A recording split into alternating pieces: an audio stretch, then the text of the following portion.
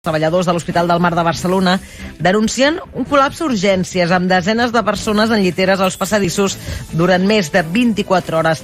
Una situació, però, que la direcció del centre nega que sigui certa. Un grup de sanitaris ha compartit a Twitter fotografies dels passadissos plens i han lamentat que hi hagi unitats tancades. El president del comitè d'empresa del Parc de Salut Mar, Xavi Tarragón, ha xifrat a Catalunya Ràdio les persones que, segons ells, han passat hores i hores en lliteres a urgències. Fa una estona hi havia més de 42 persones a les urgències de l'Hospital del Mar que superaven les 24 hores d'estada a les urgències. I la més antiga avui era de 120 hores a urgències, 120 hores a urgències. La direcció, però, ho nega. Julio Pascual, director de l'àrea assistencial i mèdica de l'Hospital del Mar. No hay pacientes de 170 horas, dice, en una camilla en un pasillo. Eso es, evidentemente, no es cierto. I diu que en 3 hores com a màxim els pacients ingressen a planta o van al box que els correspon.